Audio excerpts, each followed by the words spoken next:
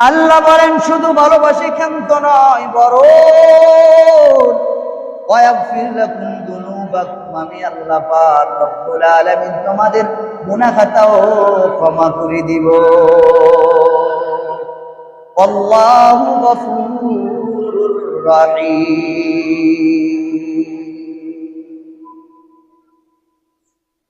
এজন্য আমি আমার কাজ যদি ঠিক মতো করতে পারি, মাথায় রাখবেন কিয়ামতের ময়দানে হাসরের দিন দুনিয়ার থেকে ইন্তেকাল হওয়ার পর আমি যখন আল্লাহর দরবারে যাব, তখন দুনিয়ার এই জিন্দেগি কেউ খানা খাইলো কাউকে প্রশ্ন করে না, না খাইলো প্রশ্ন করে না, কষ্ট পাইলো করে না, না পাইলো করে না, বরং মাথায় রাখতে হবে আখিরাত নামক জগৎ, এখানে আমাকে অনন্তকাল থাকতে হবে। ওই জায়গার সুখ শান্তি পেতে হলে নবীর আদর্শ আমাকে পরিপূর্ণ মানতে হবে।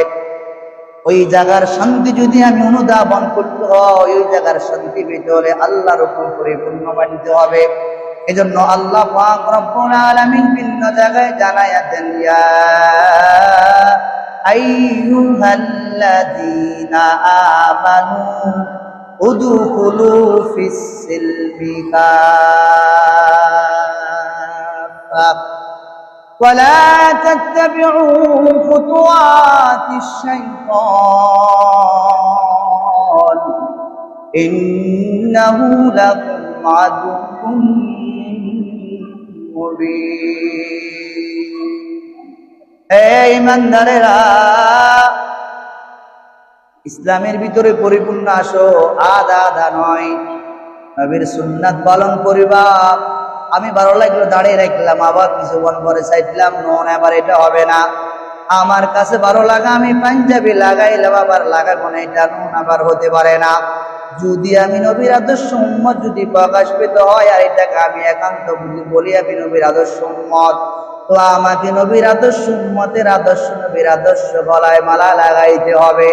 এজন্য আল্লাহ বলেন উদখুলু ফিস সিলমি কাফা, ইসলামের ভিতরে পরিপূর্ণ আসো, আধা আধা নয়, পরিপূর্ণ আসার চেষ্টা করো। নামাজ 2 ওয়াক্ত পড়লে চলবে না, বরং নামাজ 5 ওয়াক্ত পড়ার চেষ্টা করো।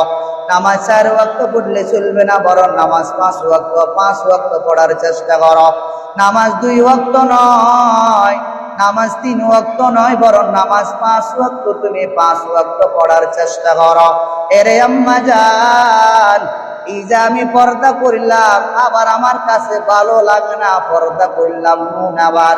এরে আম্মা জান, এইটাকে পর্দা বলা হয় না, দিন শরীয়ত বলা হয় না, বলা হলো মন মতো মন গড়া। এজন্য আমি যখন কোন আমল করব, আমি আমলের দিকে তাকাবো, এই আমলটা কোন নবীর সাথে ম্যাচিং হয়, এই আমলটা কোন সাহাবায়ে কেরাম করলেন, আবু বকর করলেন নাকি ওমর করলেন নাকি আলী করলেন নাকি ওসমান করলেন, এই আমলটা কোন সাহাবীর সাথে মিছে, কোন সাহাবী এই আমলটা করলো, আমি কার থেকে দেখি দেখি করব, কার স্কেল দিয়ে আমি আমলটা করব, বরং আমি আমার মন মতো আমল দিলে চলবো না। এজন্য নামাজের কথা কোরআন শরীফে আল্লাহ পাক রব্বুল আলামিন জায়গা জায়গা বর্ণনা করেছেন, বরং নামাজ কিভাবে পড়তে হবে এই কথাটা নবী জানায় দিলেন, সল্লু কামা রাআইতুমুনি উসাল্লি।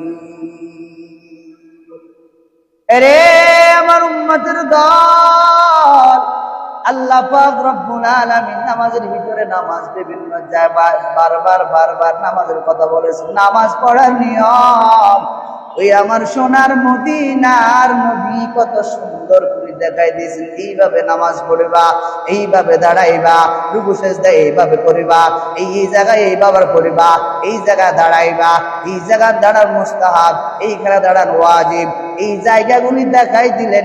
এজন্য আমি যদি নবীর আদর্শ উম্মত যদি দাবি করতে হয়, আমাকে মাথায় রাখতে হবে নবীর আদর্শর মালা গলায় লাগাইতে হবে।